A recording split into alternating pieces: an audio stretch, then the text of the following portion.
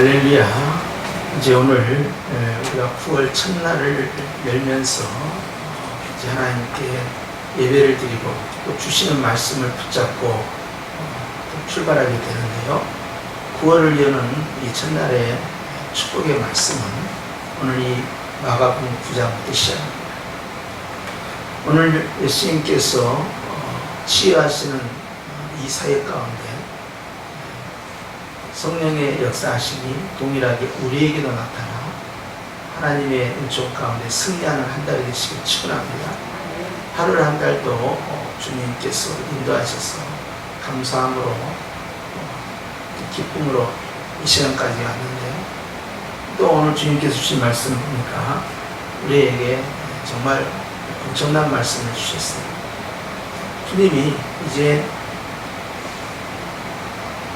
변화산에서 예수님의 용모가 변화가 일어나는, 그래서 얼굴과 이 몸에 태양처럼 아주 강력한 빛이 나타나고, 그리고 하늘로부터 음성이 들려서 내 사랑하는 자요, 내 기뻐하는 자다 하는 그런 것을 베드로와 야고보와 요한이 듣게 되는 그런 신비한 체험을 하고 일어난 사건입니다.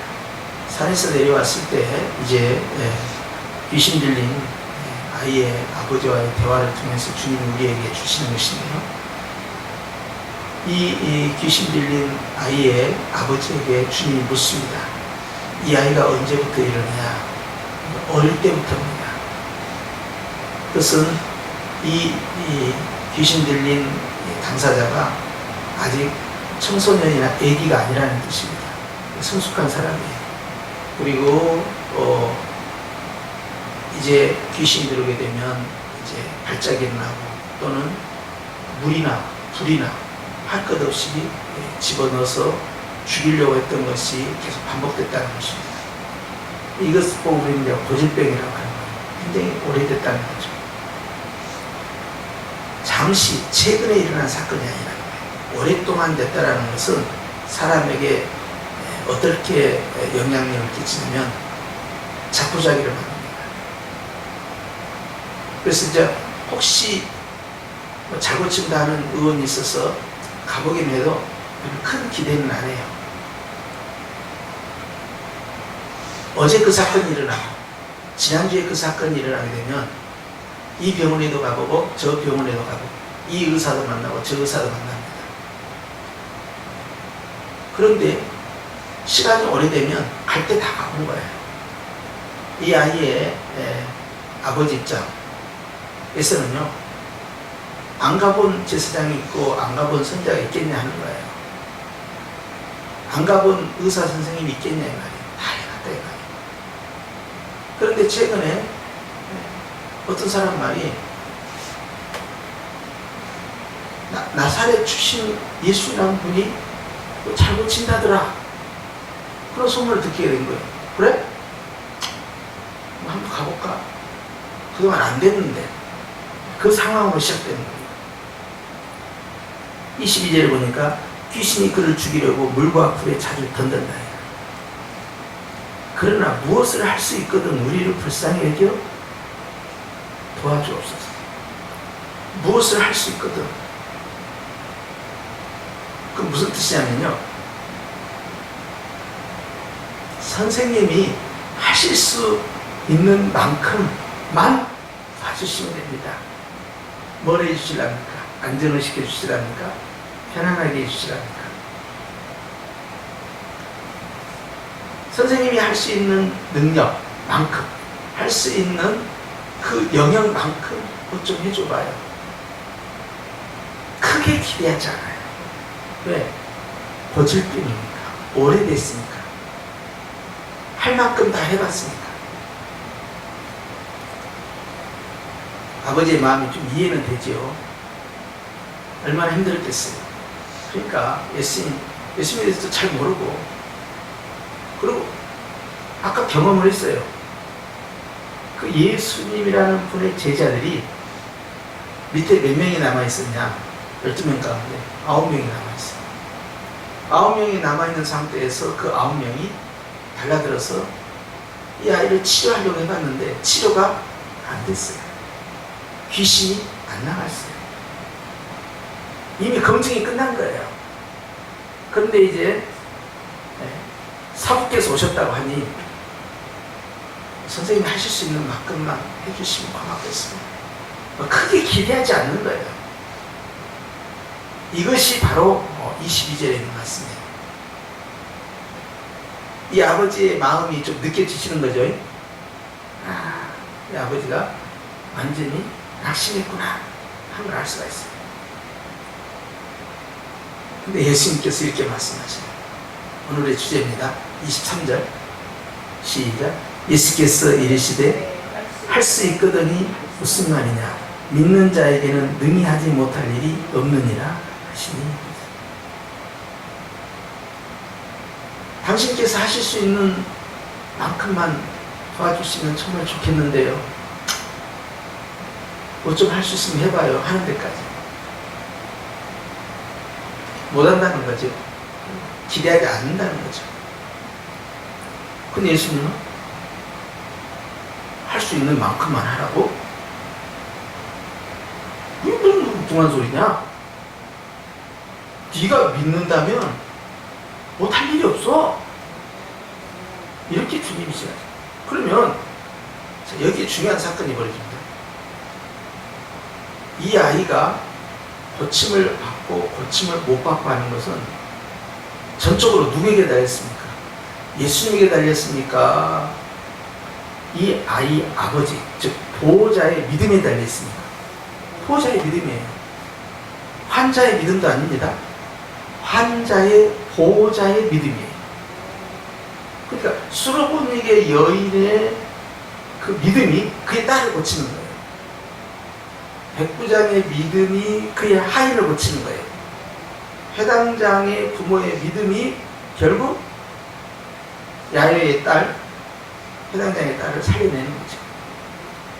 주님은요, 당사자의 믿음도 보시지만 당사자가 믿음을 표현할 수 없을 때는 그 당사자를 보호하는 가족, 부모, 보호자, 지인들의 믿음을 보세요. 중풍병자 보세요. 중풍병자 믿음으로 고침받는 게 아닙니다. 중풍병자의 친구들이 지붕을 뜯고 침상을 내렸을 때 그 믿음을 보신 거예요. 그러니까 가족이 아파요. 성도가 아파요. 이웃이 아파요. 나라와 백성이 아파요. 그러면 그들의 믿음은 약해. 그들의 믿음은 표현되지 않고 있어요. 그러나 아브라함의 믿음을 보시고 주님이 조치를 취하듯이 주님께서는 하나님 앞에서 믿음을 갖고 있는 다른 지인이나 다른 가족이나 다른 보호자나 옆에 있는 사람들을 통해서 역사한다는 사실이에요. 그러니까 주님이 말씀하시는 거예요. 할 수 있는 만큼만 좀 도와주세요. 안 도와주셔도요, 별스런 일이 안 일어나도 제가 원망하지 않아요. 저도 할 만큼 해봤는데요. 그리고 아까 선생님 제자들도 안 되더라고요. 그것도 우리 9명이 달라붙었지만. 그러니까 선생님 할 만큼만 해주시고 안 돼도 할 수 없습니다. 낙심천만 기대 안 하고 살려주시면 좋고 안 해도 괜찮아요. 뭐 이런 수준. 그런데 주님이 단호하신 거예요. 네 믿음이 그 결과를 만들어낸다 하고는 치료하는 치료자, 전도자의 능력 문제가 아니라 네 믿음이다. 네 탓이다. 네가 믿음을 키우면 놀라운 일이 벌어진다. 그걸 강조하는 거예요. 그래서 어찌 됐습니까? 24절 보니까 이 아이의 아비가 소리를 질러 이르되 내가 믿나이다. 나의 믿음 없는 걸 도와주소서. 이제서 안 거예요. 아이고 이게 다 신통한 의원이 없구나. 잘 고치는 제사장이나 선지자가 없구나. 좋은 납비가 없구나. 그 생각만 했는데 아이고 내 문제였구나. 그 환자를 지키는 보호자, 그 환자를 지키는 가족, 그 환자를 지키는 부모, 그 환자를 지키는 지인의 그 믿음이 오히려 큰 걸림돌이 된 거예요. 안타까워하면서 옆에서 뭐하고 있는 거예요? 낙심천망. 별로 기대하지 않는 이상한 믿음.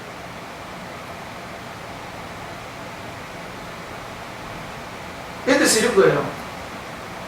다 안 된다고 하니까 몸이 아프든 뭐 물질의 제한이 왔든 큰 가정의 시험이 왔든 정말 불가항력적인 자기 힘으로는 할 수 없는, 또 아무도 도와줄 수 없는 그런 상황인데 가서 기도하자.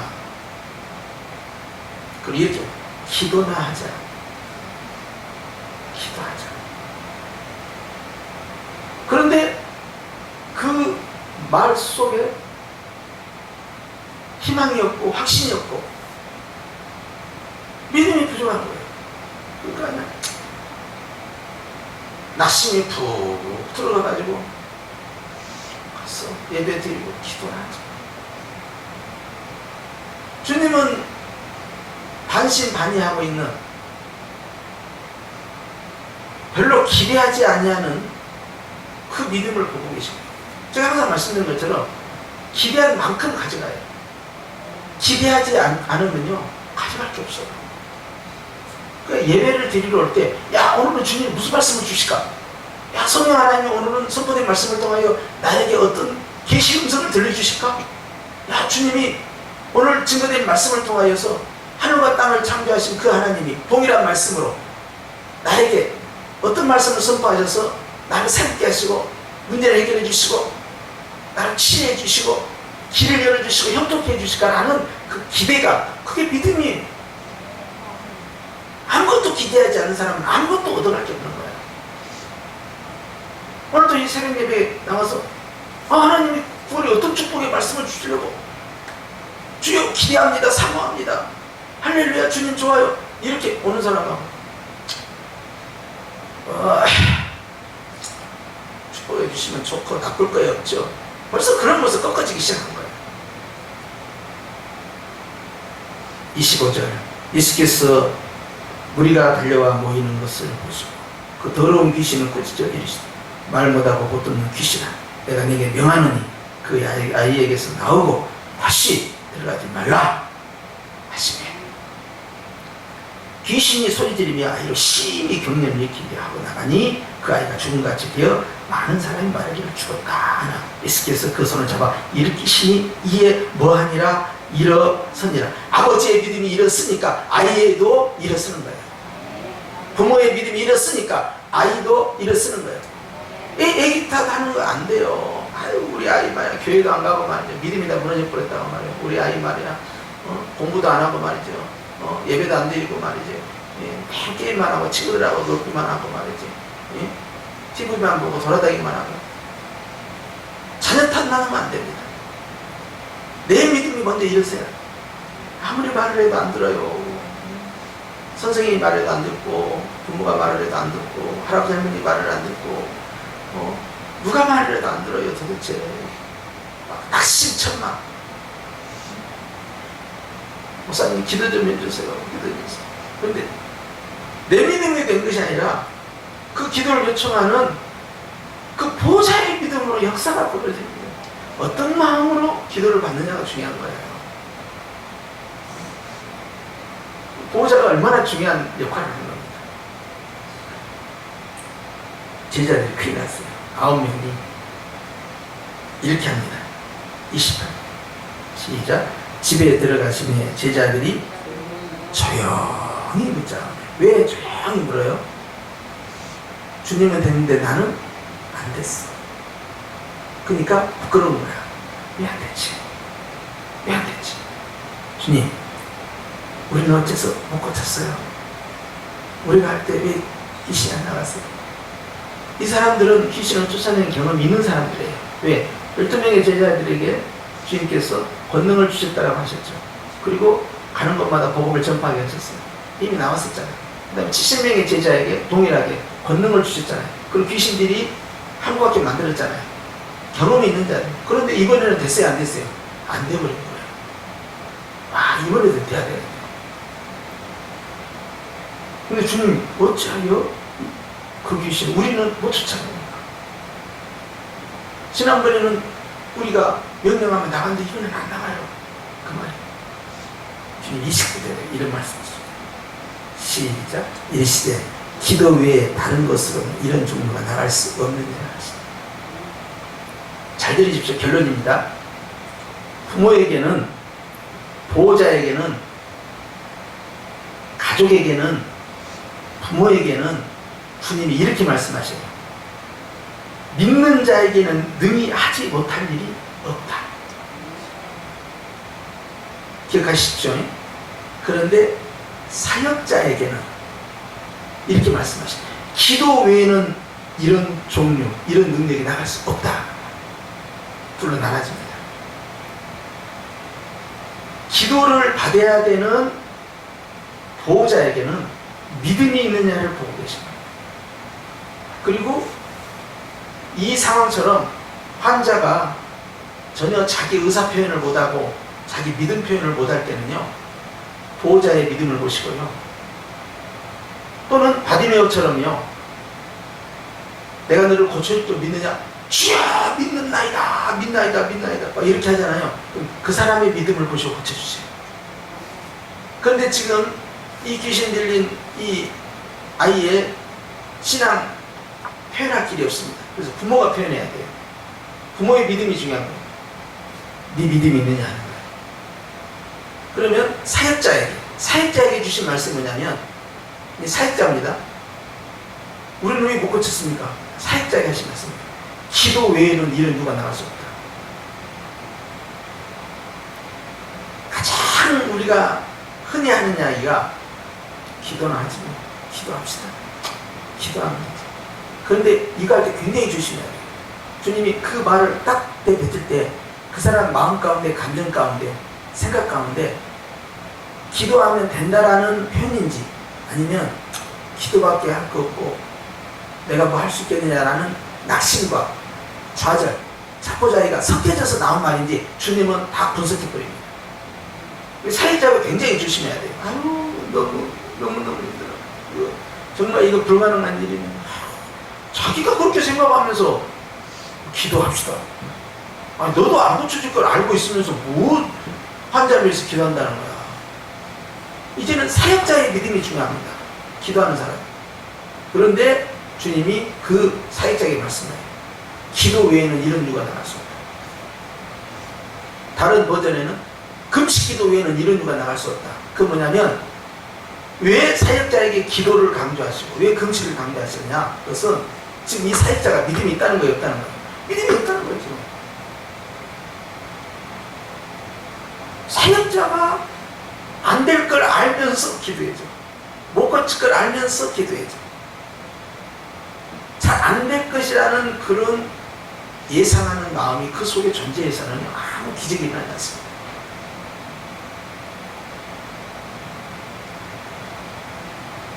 환자의 가족, 보호자도 믿음이 있어야 되고요. 치유하는 사역자도요, 기도를 통해서 자기 마음에 쓸데없는 것들을 없애야 돼요. 제자들은요, 그 아이가 너무 발작을 하니까요, 거기서 벌써 기가 꺾여버린 거예요. 이것은 믿음의 기도입니다. 이것이 안 된다. 제자들과 예수님이 항상 3년간 동행하는데, 제자들은 기도를 통해서 자기의 내적 믿음을 강화하는 그러한 자기 훈련이 안 돼 있었던 거예요. 다시 돌아갑니다. 핵심은 오늘 23절에, 자, 우리는 그 아픔을 당하고 있는 그 누군가의 보호자입니다. 그 누군가의 가족입니다. 그 누군가의 부모입니다. 그 누군가의 지인입니다. 그 누군가의 이웃입니다. 그래서 주님이 묻습니다. 너는 이것이 될 것 같냐? 해결될 것 같냐? 고침받을 것 같냐? 길이 열릴 것 같냐? 치료가 될 것 같냐? 너는 어떻게 생각하냐? 입은 살아있어가지고 주님은 눈치 못 할 일이 없다고 했으니까요. 됐으면 좋겠어. 물론 그런 이 말씀을 인용한 건 좋아. 그런데 주님은 그 말을 인용하고 있는 그 사람의 마음에, 감정에, 생각에 믿음으로 그렇게 고백하는 건지 기운이 빠져가지고 낙심을 하고 성경은 그렇게 기록되었는데요. 했으면 좋겠는데요. 아이고 아버지 어떻게 하면 좋아요. 때려치워라 이 말이야. 이렇게 이해가 되셨죠? 그러니 오늘 주님은 우리의 믿음을 보십니다. 네 믿음이 일어서지 않으면 이 아이도 못 일어난다. 네가 절망하고 낙심하고 주저앉아있으면 이 아이도 계속 그러고 있다. 육체의 질병이든 영적인 사단의 세력이든 아니면 어떤 큰 문제, 어려운 환경, 불가능한 어떤 상황, 주님은 믿음을 여전히 보신다. 따라서 합시다. 내 믿음이 중요하구나. 우리는 나의 문제일 때도 내 믿음이 중요하고, 내 가족의 문제일 때 내 믿음이 중요하고, 내 이웃의 문제일 때 내 믿음이 중요하고, 할렐루야. 내 나라와 민족의 문제도 내 믿음이 필요한 거예요. 내 믿음이 필요한 거예요. 할 수 있거든요. 무슨 말이냐면 절망하고 낙심하고 좌절하고 자포자기하는 그런 마음이 이만큼도 들어가서는 안 된다는 거예요. 확실하게 말을 해라. 주님이 확실하게 치료하실 수 있느냐? 전지전능하시니까 하시겠죠. 근데 그 전지전능한 주님이 네 믿음이 온전할 때만 역사한다는 사실이에요. 그러니까 네가 온전히 서 있으면 온전히 됩니다. 네가 조금 서 있으면 조금 되다 말는 거예요. 너는 도대체 어디까지 믿음을 갖고 지금 하나님께 나왔느냐 하는 거예요. 이 9월에 축복해 주시면 좋겠다. 온전히 그 믿음이 있느냐 아니면 조금 기대하고 있느냐, 어느 정도의 확신과 기대감으로 주 앞에 서 있느냐 하는 이야기. 주여 믿습니다. 이 9월은 내가 한 번도 가보지 않았지만 바로 나의 9월입니다. 이 9월은 나의 축복입니다. 주여 주님께서 능히 하실 수 있나이다 라고 내가 서 있는 만큼 주님께서는 나를 세워주셔요. 그러니 믿음은 모든 자의 것이 아니라 역시 하나님의 은혜를 입은 자의 것이 되는 거예요. 사랑하는 성도 여러분, 매달 오는 첫날의 예배라고 생각하지 마시고 오늘 주님 말씀은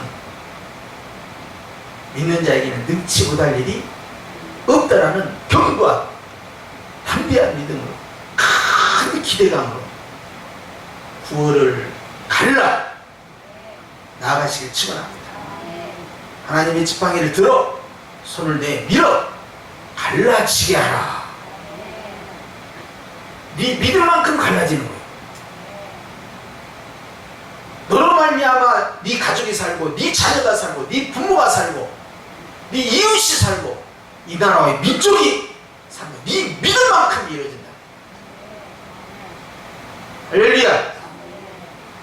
주님은 믿음 있는 자의 기도를 들으신다는 사실 기억하시고 승리하는 9월 한 달 되시길 주님의 이름으로 축원합니다. 기도하십시오.